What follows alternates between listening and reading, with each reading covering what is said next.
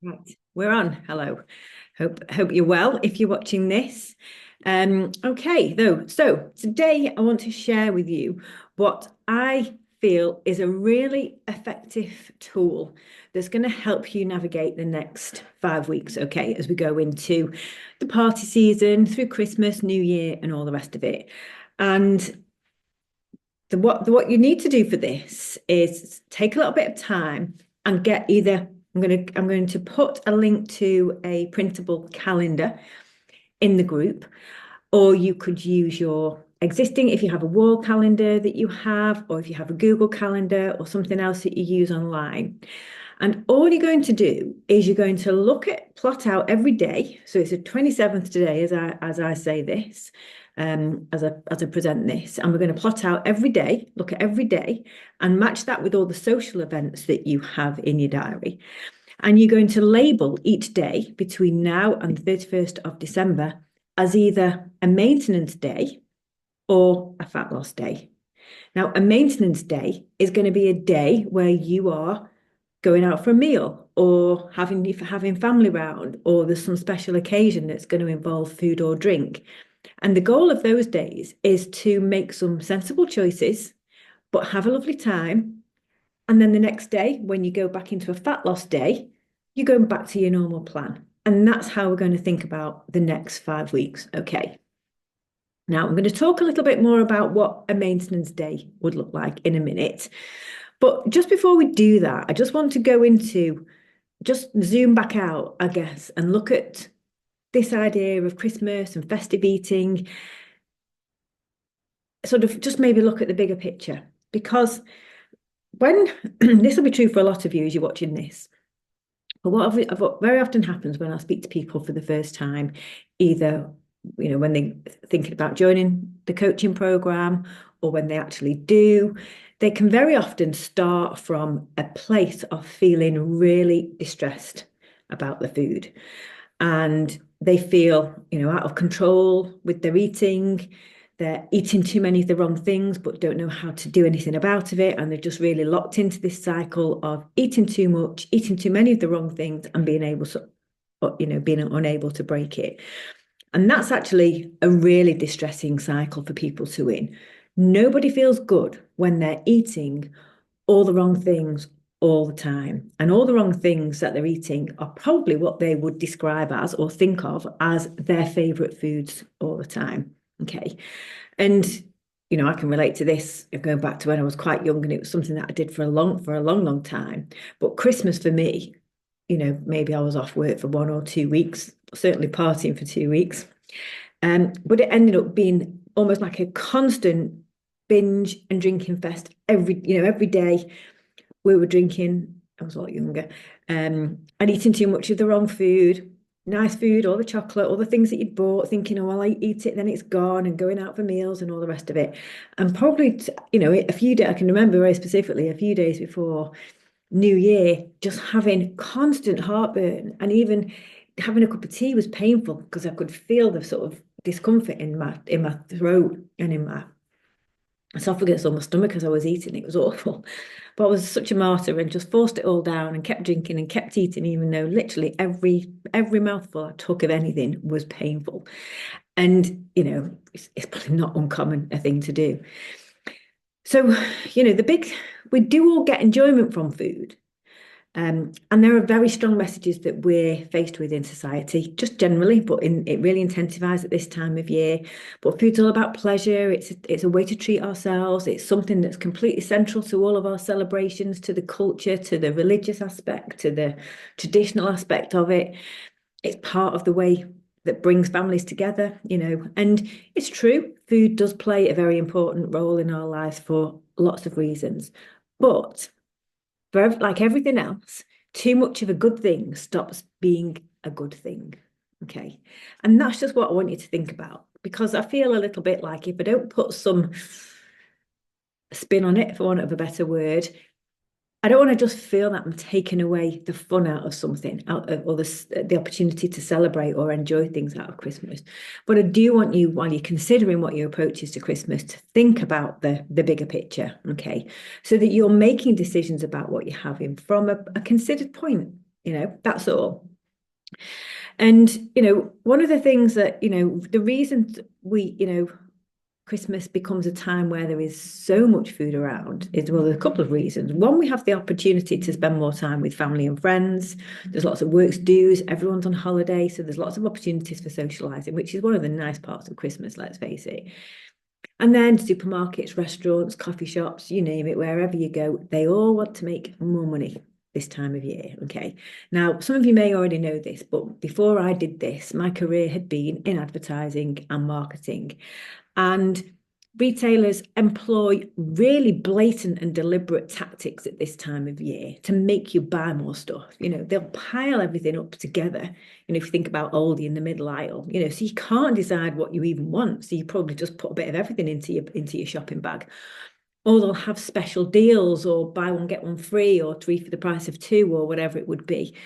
And that's a deliberate tactic to make it feel like you're missing out, or you're getting a bad deal if you don't get the extra one. And they know human beings don't like to feel like they're missing out on a bad deal, on a good deal, I should say. So they'll use those things to make us put more stuff in our trolleys. They'll put things in a place where they're really visible so we can't miss them, to make us buy more. So there's lots of things that are being done that are getting us to buy food under the mask of having a lovely Christmas together and treating our families and treating ourselves. But they want more money. They don't care that we might have, heading towards diabetes, or that our husbands have got high cholesterol, or our blood pressure's too high. They're not bothered about all that stuff. They just want to get stuff on your trolley because it all adds up and makes money at the end of the day. Cynical, but that's really true. That is the truth of it. Another thing that I want you to be aware of is that when we eat in company, we are really heavily influenced by what other people are having in the group. Okay. And again, this is something that's been studied scientifically. People want to fit in with other people. We naturally want to follow the crowd. And they've done tests where people eat more when the people that they're with eat more. And that explains exactly why you might have gone out for a meal at some point in your life and felt quite full by the end of it and not really needed a dessert. But because everyone else is having one, you've said, go on, yeah, I'll have one as well. And you eat something when you didn't actually really need to. And that's just a classic example of us following the crowd, doing what everyone else does and trying to fit in. So, as I said, I sound a bit like the Grinch, feel a bit like the Grinch. But I'm telling you this because I believe thinking about Christmas like this helps you make better decisions about what will make Christmas better and special for you, so that you're not just feeling that you have to eat things, or not just going back into those patterns that you might have been in, a few months back, when you started, or in the past, where you really just felt out of control with food and you're eating too much, and day by day you're feeling worse and worse. I really want you to be able to avoid that. And, let's go back to what we talked about. One of the reasons that I think makes Christmas so special is the fact that we have a lot of time to spend with our friends and family. Okay. And the best and the most important part of that is the company we're in, not the food we're eating. Yes, the food's nice, but the big thing is the people that we're with. And this means that, if we think about it, we can actually shift our attention away from Christmas just being about food and how much we eat, and try and balance it to make it more about spending quality time with the people that we're with and giving them our full attention. Having that time off work, or if we don't work ourselves and we're retired, that our friends and family are off work. So we all get to spend more time together. We're all starting to be more relaxed. We're enjoying that break from routine. We're relaxing. We're in better moods. We're really happy. We slow down a bit. We can maybe do a few more different things because we've got the time. And, we can start to think about those types of things and start to plan in our Christmas around making the most of those aspects of it, again, rather than just the food. And, quite often, and you may be one of them if you're listening to this, but, there's plenty of people who've come on the program and they've gone on holiday, or they've gone out for meals. And something that people feel so proud of and so happy about when they've gone out for a meal or gone on holiday and shown some restraint, because that's what it is at the end of the day. And they've been maybe had a little bit more of a mindful approach, and they've made some good choices, but they've not gone overboard. They feel really, really good about that. They feel really good about themselves. They've enjoyed the food, they've enjoyed the time with people, they've enjoyed the occasion, whatever it would be. And they've not gone all in and just overdone it, or just literally had everything that they could do and regretted it later. And I can't tell you how much pleasure I see when I speak to people when they've applied that sort of those principles to a holiday, to a meal out, and had the best of both worlds. A bit of what they fancy food wise, some nice things, but they've not gone over the top. They've had a lovely time and they've felt so proud of themselves and been in control. And, not just, you don't just feel better mentally, but they also feel better physically, either immediately after or definitely the next day or at the end of the holiday, because they're not putting as much strain on their body by overeating day after day. They've got less bloating, they've got less indigestion. Like, that's what I was struggling with when I talked about those situations with me. By overdoing it and giving myself too much to eat, I was getting a lot of indigestion all the time, which was awful. Okay. So let's get back to our plan, okay, and just think about then the practical side of what we're going to do. So we're going to get our calendars and we're going to mark out all the days where we are not socializing, and there are fat loss days is what we want to think about, how we want to think about those. And that just means we're going to have our normal breakfasts, our normal lunches, and our normal evening meals, or follow that formula. Yeah. So, a popular one is yogurt and fruit or porridge type things, simple lunches like sandwiches or nice filling soups. Again, nice evening meals, it's protein, it's lots of veg. But there's plenty of opportunity between now and Christmas for us to eat as many healthy meals as we possibly can. And that's what we want to think about. Okay. Now, because it's holidays and maybe when we get into Christmas and actually right into Christmas and the new year, something that I'm finding works well for me and for some of my other clients is that we just want to ring the changes. So when we're on holiday or when we're at weekends, we don't want to eat what we would eat on a Monday night, because that's a Monday night school night dinner. We do want to have things that feel a little bit special. So you can mix things up and have slightly different things at Christmas and New Year when you're on your fat loss days, that would still fall into that formula of, your protein, your veg, your carbohydrates. All right. So I'll give you an example for this. In the week, we have a lot of just easy fish dinners, cod in curry sauce, fish with smoked haddock with chips and peas and various things like that. But at the weekend, I always want something a little bit different, a little bit nicer. And we quite often would make prawns in like a tomato sauce with a bit of a garlic mayonnaise type of thing. Still the same type of meal. It's still protein with lots of veg and a bit of potatoes. But I just ring the changes, and we have things that feel more special for weekend and that are different to the weeks. So you can do that type of thing for the Christmas, the holiday period as well, because there's plenty of healthy options in, that we can choose from, that ring the changes, that feel seasonal, that we can enjoy to have a little bit of a break from routine, but we're still hitting our nutrition targets.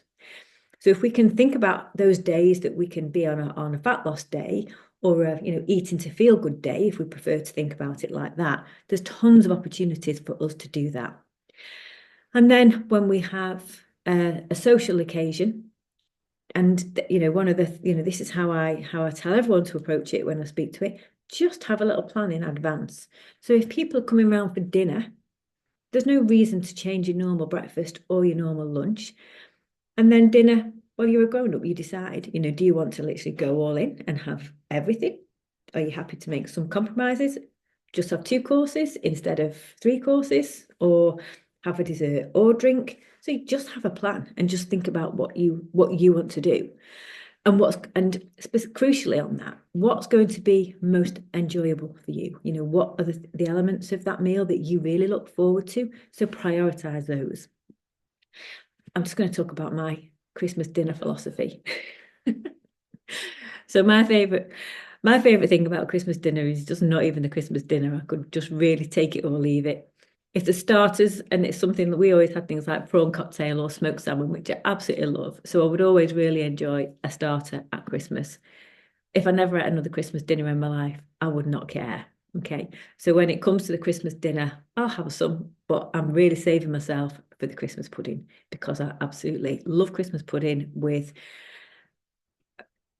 brandy cream. I was going to say brandy sauce, but no, it's the full fat brandy cream. So for Christmas Day, I'll probably just have my normal breakfast. Well, we're going out, but when we do a Christmas Day, we'll do a Christmas meal with the kids. But that will be me having a normal breakfast, and then my Christmas dinner will be a little bit of turkey and veg and a lot of Christmas pudding. But that's what makes it special for me. I'm not going to eat a massive Christmas dinner so I can barely move and then force a Christmas pudding on top so I just feel dreadful after. No, I'm going to do it so that I really enjoy the bit that I really enjoy most, or the bit that I look forward to most, and that'll be the Christmas pudding. And that's how I'll do it. So you can plan it around the things that are going to give you most enjoyment and you most pleasure. And when we start to think about it like that, we can realize that there's a lot of things that we're actually not that bothered about. So if we start to become a little bit discerning, or a bit more discerning about what's worth it and what's not worth it to us, then you can start to see how you can have the things that you really want the most, and less of the things that are on offer that you're really not that bothered about. Okay. And that's how simple it can be. So I'll put a link to a little plan that you can use to mark off your days, and have a think about what you want to call them. Do you want to call them your fat loss days and your maintenance days? Do you want to call them your Christmas days and your feel good days? Whatever is going to make them, whatever is going to have the most resonance with you, really, and really work for you as an individual. That's what I would go with. Yeah. And just make it all about you and what system and what names and what labels work best for you. So you just get to have the Christmas that you enjoy. Because what's going to feel really amazing, if we think about this, the whole purpose of it is to get to the end of the year that you're feeling great. That's it. It's that simple. Because great comes when we get the balance right. Yeah. None of us wants to be out of control with food. We want to feel great. We don't want to start January feeling dreadful and feeling like we have to go on some sort of detox, because it's probably the worst time of the year to sort of try and restrict what we're eating and have this sort of really hardcore approach to dieting. So we won't, definitely, whatever happens, we won't be doing that. I promise you. You have my guarantee that that's not what I'm going to come back in January and start doing. No chance. Okay. So hope that gives you something, a framework to use. Let me know, as always, if you have any questions, and if it does create any questions in your mind that you want to have a little chat with me about anything, then you can always just schedule another call, because I'm always happy to do that. All right then, enjoy the rest of your day. Thank you for watching this, and I'll speak to you soon. All right, bye.